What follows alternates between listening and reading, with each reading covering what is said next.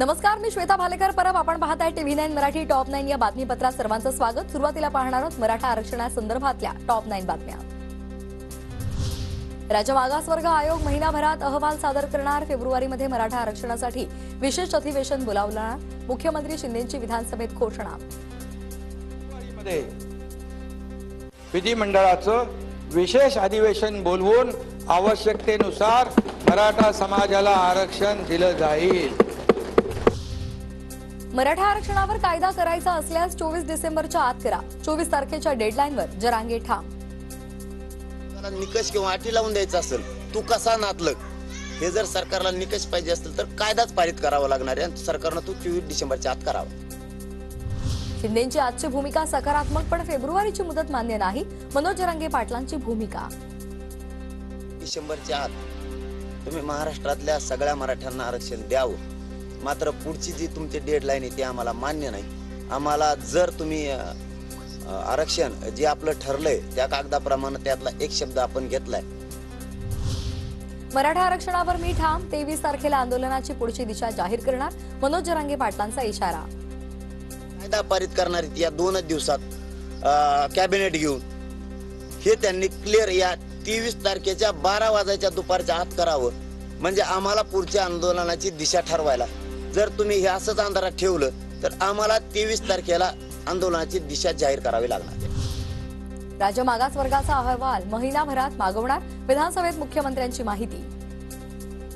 मागासवर्ग आयोग महिनाभरामध्ये आपला अहवाल सादर करेल आणि त्यानंतर त्याचं अवलोकन केलं जाईल आणि त्यामध्ये अवलोकन करून मराठा समाजाला आरक्षण देण्यासाठी मी आपल्याला अध्यक्ष महोदय सांगू इच्छितो. आई ओबीसी असेल तर तिची जातही मुलांना लावा. मनोज जरांगेंची सरकारकडे नवी मागणी.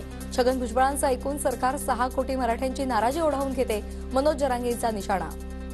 जर आमचे आणि विदर्भाचे रोटीबिटी व्यवहार आहेत, पश्चिम महाराष्ट्र आमचे रोटीबिटी व्यवहार आहेत, तर आई ज्यावेळेस तिकडची केली जाते, मुलगी केली जाते, त्यावेळेस तिकडे त्यांच्या कुणबी प्रमाणपत्र आहेत. इकडे आल्याच्या नंतर तिच्याच मुलाला ते लागू होत नाही.